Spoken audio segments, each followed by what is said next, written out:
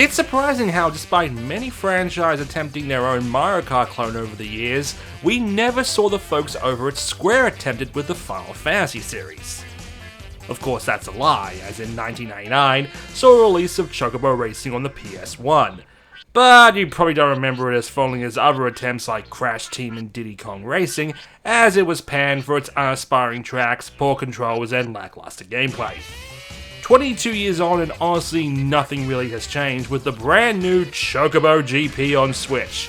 What could have been a serious contender with a large range of characters, locations, and lore from the Final Fantasy series has just ended up as a shameless tired cash grab that would make Mario Kart Tour ashamed.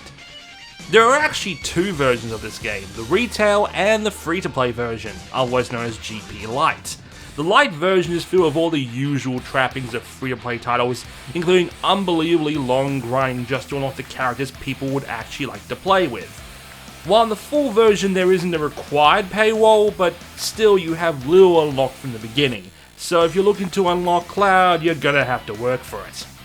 However, this is nothing compared to the serious flaws around Chocobo GP. Firstly, it's clear from the get-go that this is a game that was designed for tablets and smart devices.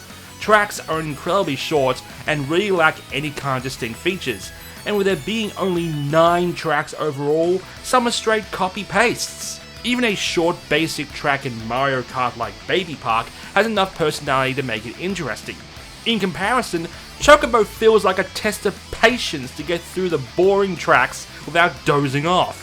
One of the key features of games like Mario Kart is its approach to balance, especially when it comes to things like item distribution. Even when you're in last place, you still have a chance to gain some ground and get back into the lead. Chocobo GP doesn't do anything close to that. Simply put, if you end up behind, you're gonna stay there bar a miracle.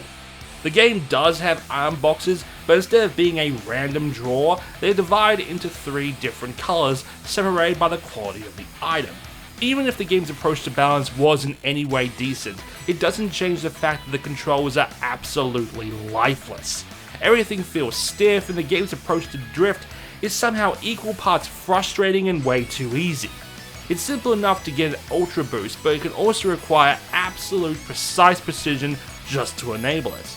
It isn't helped with an unintuitive layout, firstly putting things like drift and weapons on the thinner shoulders instead of the triggers, but also committing the cardinal sin of requiring me to press buttons parallel from each other.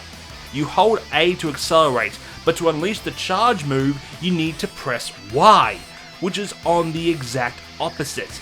And anyone can tell you that is near impossible, especially in the middle of the race.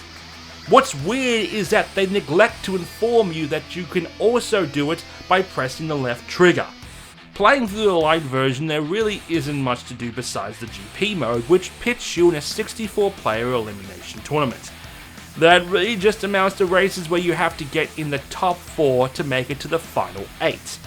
The only other option that stands out is the game story mode, well, at least the prologue anyway.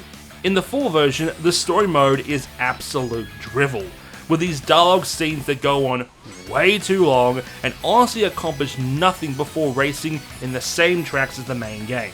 At least with games like F-Zero GX, the cutscenes were at least well designed to make up for the campy story. This, in comparison, is just depressing. Chocobo GP just feels incredibly hollow and would have fit better on an iPad than as a full retail release on the Switch. What could have been an amazing spin-off just makes me wish the Mario Kart 8 DLC comes out sooner.